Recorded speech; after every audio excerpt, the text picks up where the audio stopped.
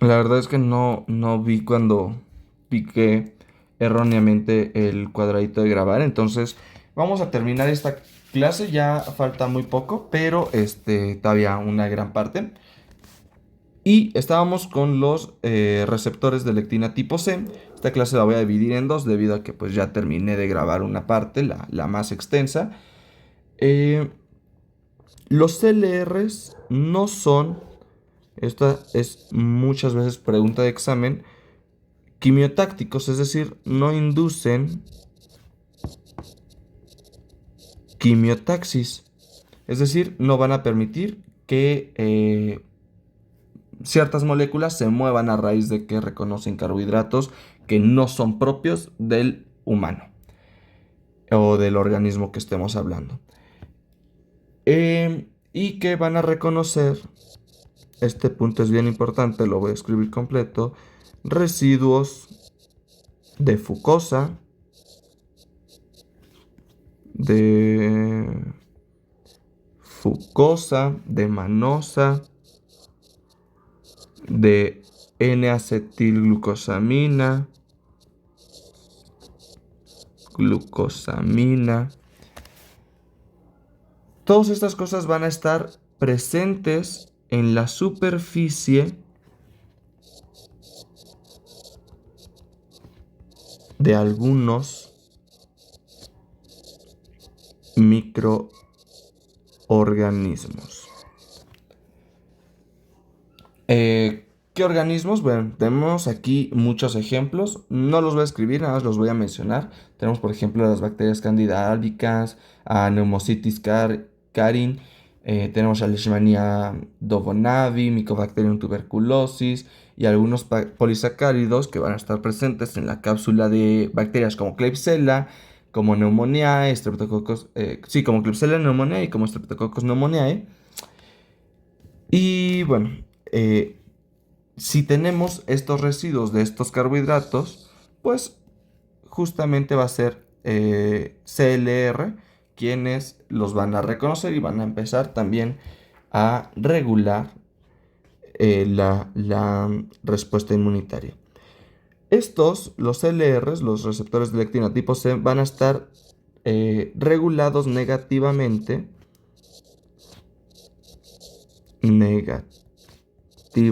es decir, que van a tener una disminución de sus capacidades o funciones a través de el interferón 8.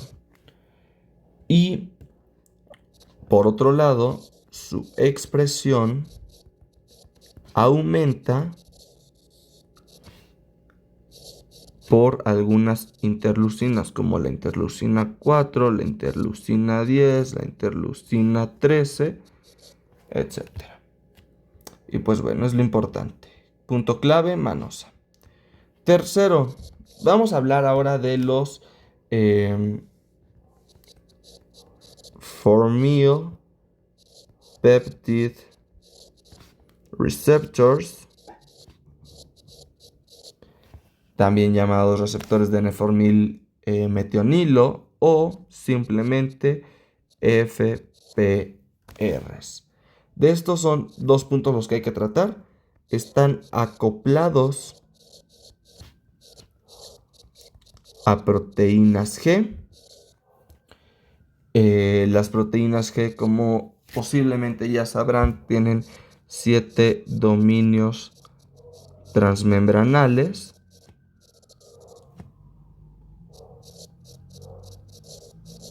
Y también, a diferencia de los CLRs, estos van a inducir a la quimiotaxis. Son los que inducen a la quimiotaxis.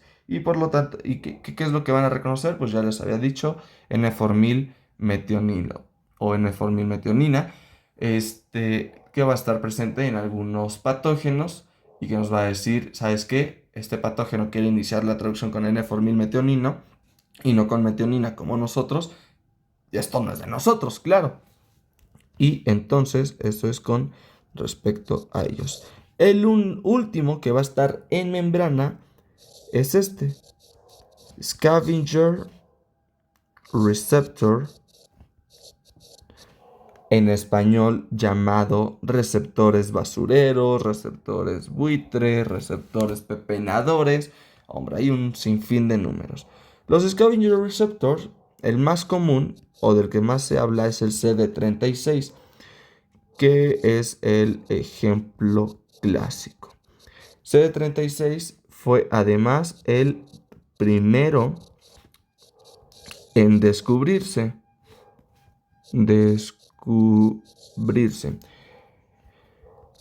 Va a estar presente en las membranas de macrófagos, este caso, el CD36.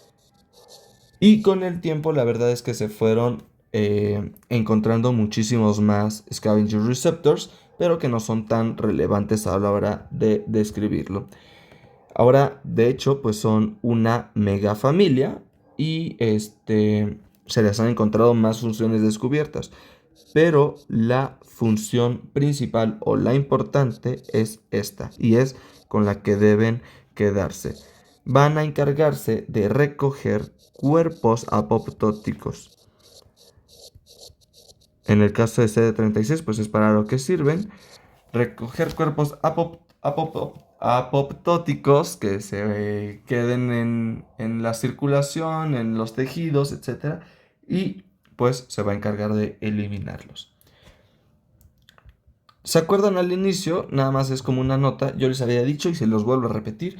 Los PRRs están distribuidos en todas las células de la inmunidad innata e incluso en algunas de la inmunidad adquirida. No están en todas las células, pero sí en estas que les estoy diciendo, y pues es donde van a empezar a hacer su función para efectuar, que ahí fue un error que yo tuve al mencionar neuronas, cardiomiocitos, etcétera.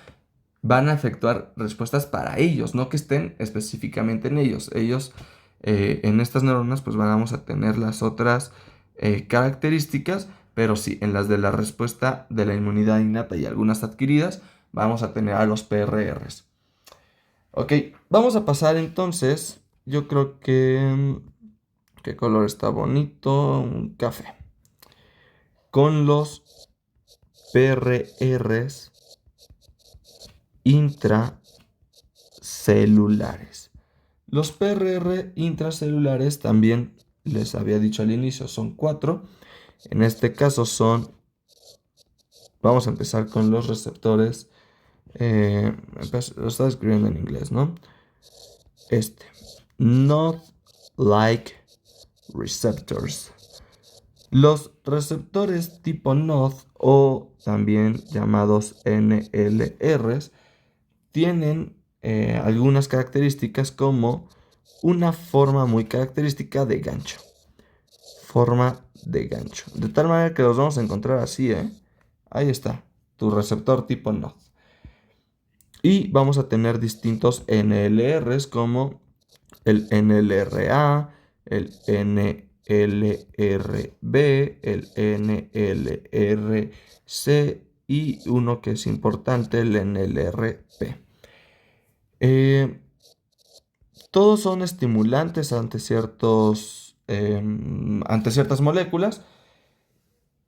Por ejemplo, en el RA, vamos a poner todos, ya vamos a saber que son estimulados. En el tipo del A, en el caso del A, perdón, ante el interferón gamma. Y si es estimulado ante este, va a expresar ciertas clases o clase tipo 2 de ciertas moléculas, pero creo que no es relevante en el caso del interferón gamma. Vamos a seguir con los otros que son un poco más importantes, sobre todo el PEM. El receptor tipo NOD-B va a encargarse de ser estimulado ante la flagelina, que les había comentado que está en algunas bacterias, y una de las más importantes es Legionella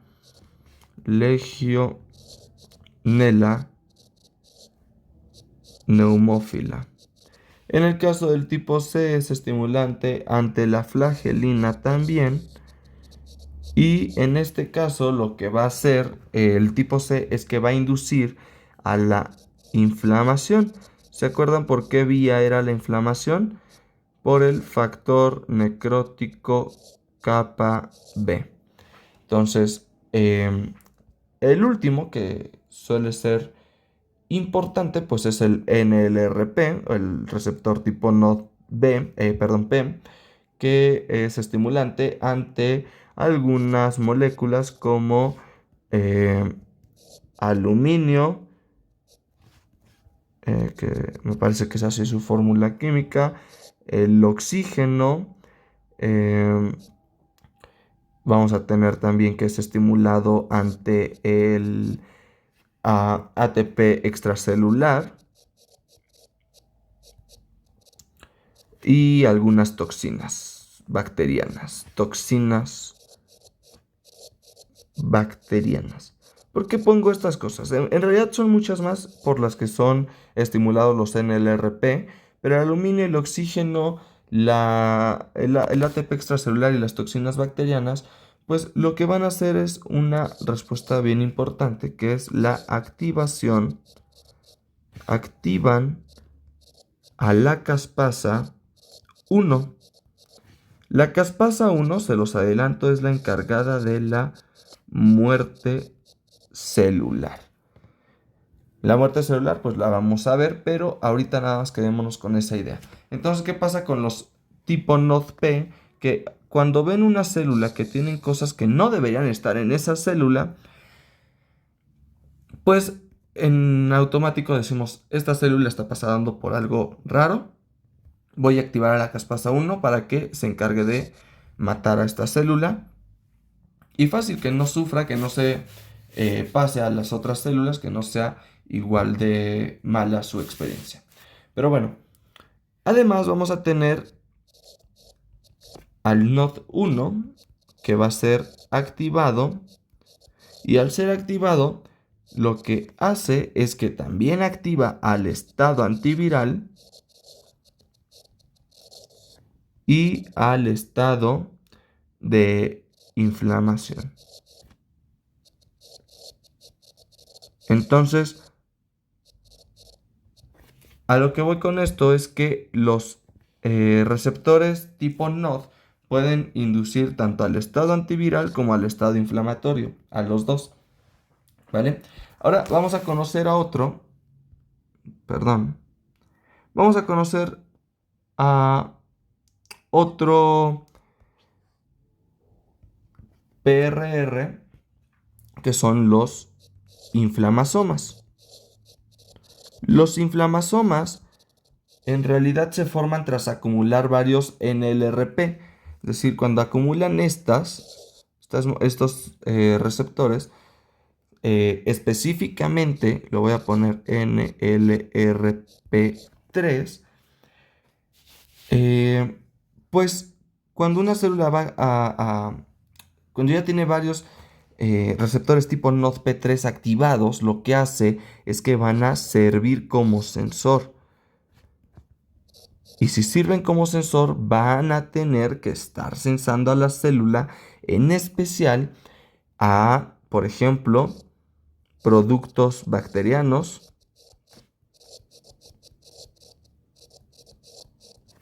a, no sé, por ejemplo, a una salida anormal de potasio,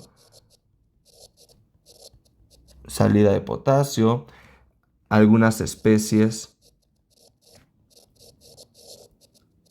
reactivas de oxígeno, cristales, etcétera. Entonces, este va a servir como adaptador, como sensor, porque además voy a tener que, si se suma un adaptador, el adaptador, y si además del adaptador se va a sumar una caspasa 1 inactiva, ¿se acuerdan dónde estaba la caspasa 1 inactiva? Yo les dije que era una consecuencia de tener tantas cosas que no tendrían que estar por qué estar en la célula. Entonces, el NRP3 más un adaptador más la caspasa 1 inactiva, lo que me va a dar es una respuesta, que es el inflamasoma. Pero, además de esto, voy a ocupar señales, voy a ponerlo aquí, ocupo señales de otro PRR, que son los TLRs. Ya los vimos. Entonces, los TLRs después de la transcripción me iban a dar una molécula que se llama prointerleucina 1 beta o prointerleucina 1 beta. Perdón, o pro-IL-1 beta. Esta, la pro-IL-1 beta, se va a encargar de tener de activar, perdón, a la caspasa 1, de tal manera que al momento en que la pro-IL-1 beta se junte con la caspasa 1 inactiva, esta va a cambiar su estatus a activa, lo que quería decir. Y cuando cambia su estatus a activa, lo que va a pasar es que ya no voy a tener una pro-IL-1 beta, sino una IL-1 beta. La IL-1 beta es secretada y se va a encargar de proporcionar inflamación aguda. Ok, cuando NLRP3 más el adaptador más la caspasa forman el inflamasoma, pues lo que se va a encargar ahora la célula es de inducir, que lo voy a poner como un más, ¿no? Estos son los tres que se suman, induce a la piroptosis. La piroptosis se interpreta como una señal de ayuda de la célula. La célula ya no sabe qué hacer, entonces pide ayuda. Piroptosis viene del griego piropt, que es fuego, que hace también referencia a la fiebre, a un fallo detonado. Y esto quiere decir que la piroptosis me va a permitir matar o darle muerte a la célula a través de una proinflamación programada. Proinflamación programada. Entonces, como ya tengo una inflamación, lo que va a hacer ahora pues es simplemente darle fin a esa célula. Y entonces ahora que ya vimos piroptosis, pues lo importante además vamos a hacer dos cosas. Uno, repasar esto. Tenemos al NLRP3 que va a servirme de sensor ante ciertos productos bacterianos, ante ciertas cosas que en la célula no estén bien, como la salida normal de potasio, la presencia de especies reactivas de oxígeno, que también lo vamos a ver en futuras ocasiones, cristales monosódicos, etc.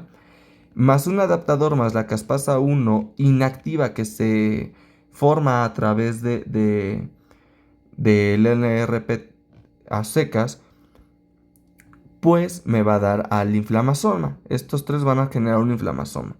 El inflamasoma, con las señales que me va a dar el TLR de generar a la pro-IL-1 beta, se va a juntar la pro-IL-1 beta con la caspasa 1, la va a activar y al momento de activarla se va a convertir en una IL-1 beta, una interleucina 1 beta, la cual me va a dar un estado de inflamación aguda.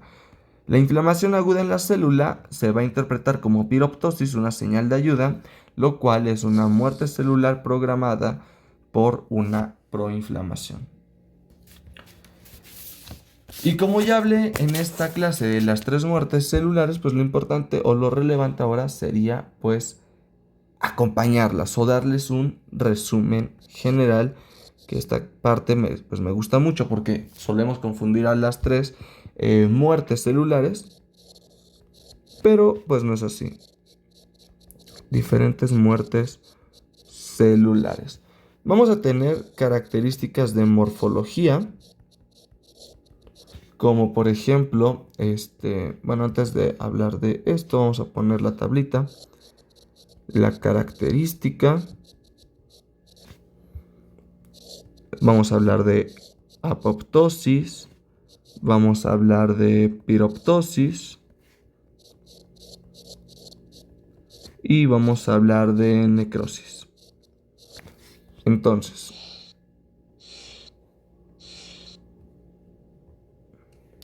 pues yo creo que me falta un poquito, entonces vamos a hacerlo así.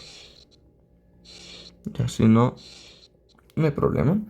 Bueno, en la morfología vamos a tener algunas características como lisis celular, si la célula se va a destruir por completo, si hay una formación de poros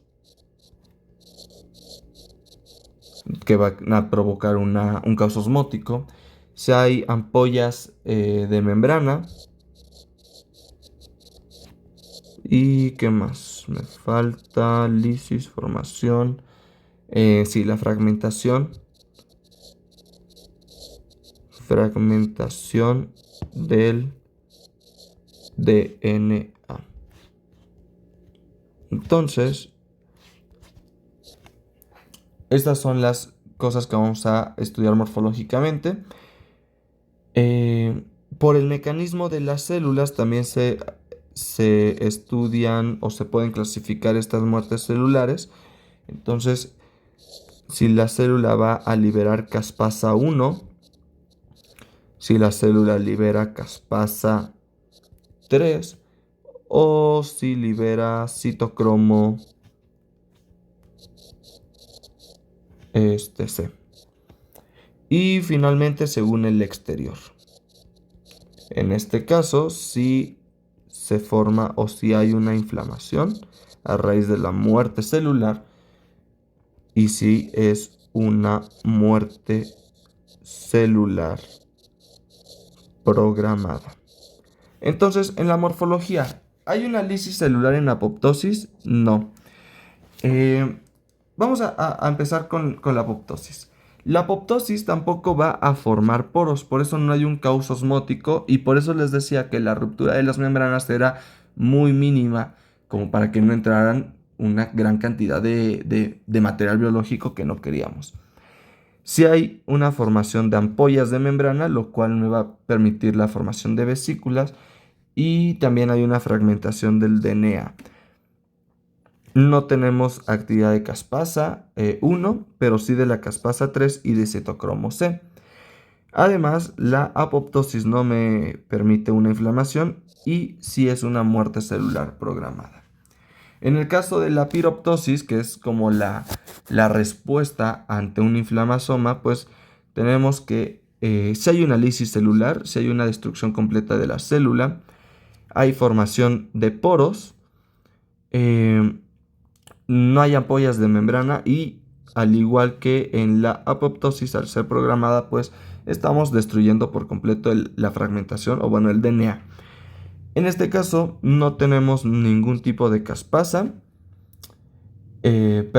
no tenemos a la caspasa 3, lo acabamos de ver, y tampoco tenemos al citocromo C, pero sí tenemos a la caspasa 1, que es justamente la que les acabo de mencionar. Aquí sí voy a tener una respuesta inflamatoria porque es la característica principal y también estamos hablando de una muerte celular programada. Finalmente, con la necrosis, estamos hablando que hay una lisis celular porque se destruye todo, hay la formación de poros enormes que me van a dar un caos osmótico, no hay ampollas de membrana porque no le da tiempo siquiera de formar ampollas y desde luego hay una fragmentación del DNA. En este caso no va a actuar ni la caspasa 1, ni la caspasa 3, ni el citocromo C. Simplemente hay una muerte por la formación de este poro enorme que me dio un caos osmótico y que hace que explote la célula. Les hacía el ejemplo de cómo se iba inflamando la célula hasta hacerse más grande, pero lo que diferencia a la necrosis de la apoptosis y la piroptosis es que no es una muerte celular programada. Y bueno, esto es como aparte porque mencioné los inflamasomas. Entonces seguimos con los otros mecanismos. Ya nos faltan dos de los intracelulares. El tercero son los receptores tipo RIGS o los RIGS-like receptors, los RLRs. Este también es muy cortito, Los receptores tipo RIX lo que se encargan es de detectar, recordemos que estos están intracelularmente, ácidos nucleicos, como los detectaban los TLRs de endosomas, porque ya estaban intracelularmente, sí, pero incluso en una membrana. Y estos nada más detectan al ácido nucleico que está libre, que todavía no ha llegado a un TLR endosomal, quizá, pero ahí los va a estar detectando. Y una vez que reconoce un ácido nucleico que no es propio, se van a encargar de activar algunas vías. Por ejemplo, a la vía de TRIF, ya la habíamos visto, y TRIF me va a dar a la vía antiviral o al estado antiviral. Según el libro en donde se esté consultando, a veces nada más se considera como vía TRIF, perdón, RIF, y algunos les dan nombres o números para asociarlos. En este caso es la 3 y la 7, por ejemplo, pero pues son cosas que no nos relevan. En español puede ser la vía IRF en vez de TRIF. Y la otra vía que activan es la MID88, pero en este caso pues es independiente de los TLRs, no le podemos llamar así. Lo que sí es que van a llegar a lo mismo, al factor necrótico kappa B. Y por lo tanto, me va a llevar al estado inflamatorio. Entonces, lo importante es esto, que también los RLR también pueden inducir a los dos estados, la antiviral y el estado inflamatorio. Y finalmente, de los intracelulares vamos a ver a estos últimos, a los cytosolic DNA sensors o sensores citosólicos de DNA, en inglés CDS. Los sensores citosólicos de DNA también se van a encargar de detectar ácidos nucleicos, pero pues muchísimo más especializados. ¿Qué tan especializados? Bueno, pues tenemos incluso una vía especial para los Cytosolic DNA Sensors o los CDS. En este caso vamos a tener, por ejemplo, una bacteria. La bacteria pues va a tener un DNA bacteriano. El DNA bacteriano es reconocido por el CDS y el CDS va a activar a una vía que se llama vía de Sting. La bacteria también puede ser, la vía de Sting también puede ser activada a través de algunos dinucleótidos, nucleótidos cíclicos que van a ser secretados por la bacteria. Y estos dinucleótidos cíclicos pues también van a activar a la vía de Sting. La vía de Sting lo que hace es que puede seguir tres caminos. Uno, a través de TRIF3 o IRF, como les digo que algunos libros lo mencionan. Y dos, a través de el factor NF kappa beta, al que ahora llamamos TB kappa 1. Me van a permitir que el interferón 1 se active y con esto entre a un estado antiviral.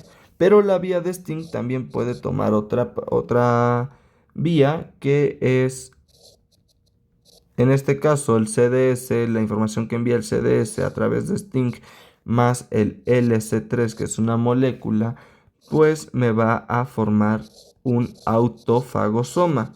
El autofagosoma se va a encargar o se va a convertir primero en un lisosoma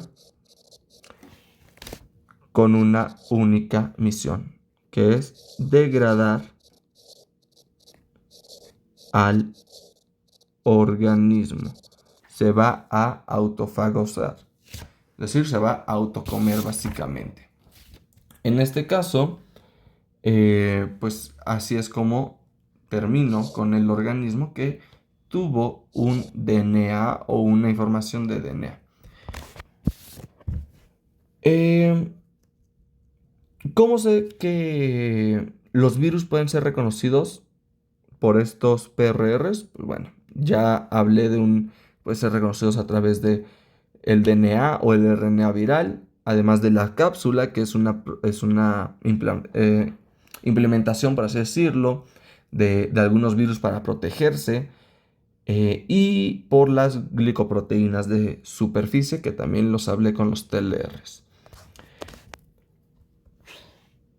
Finalmente, ya para terminar, esta es la última parte y la más corta, afortunadamente, vamos a hablar de los PRRs solubles. También tenemos 4. Aquí vamos a hablarlos rápido.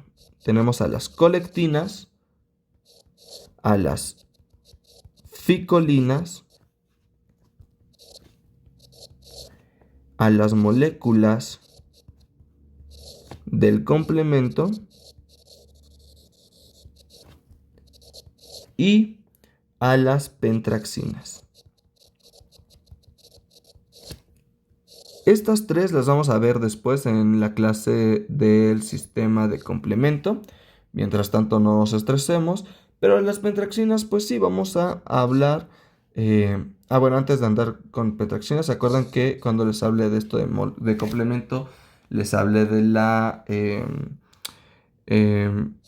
MBL, la Mannose Binding Lengthening? Bueno, ahí la vamos a retomar. Y en las pentraxinas pues son moléculas que tienen una estructura pentamérica, es decir, van a tener 5 lados. Y las pentraxinas en realidad pues las vamos a ver en algunas proteínas como la C reactiva, usada mucho en cardiología. Y estas o tienen la capacidad de inducir tanto una acción local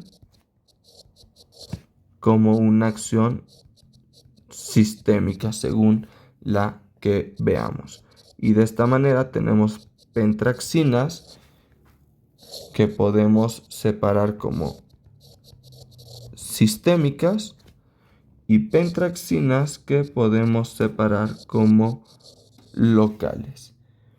Las sistémicas van a ser a través de la interleucina 6 y su principal ubicación y acción va a ser en el hígado, pero pues el hígado tiene una conexión enorme.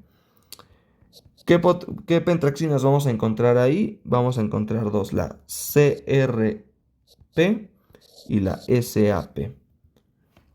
Y en las locales, pues van a ser a través de algunas células como los monocitos, como células dendríticas. ¿Qué pentraxinas vamos a encontrar aquí? La PTX3 o la pentraxina 3.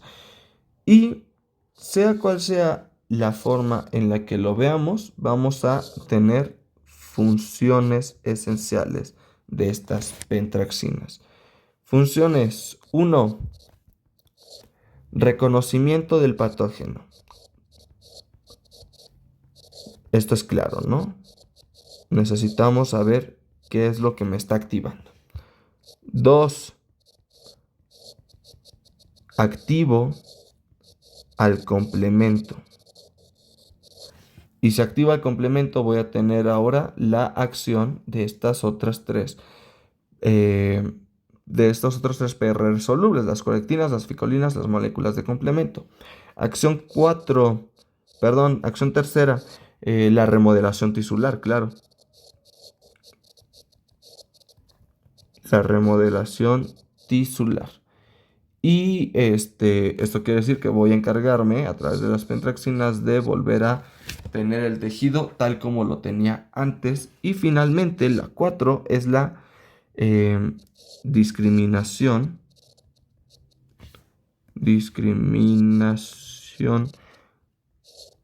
propia de lo ajeno.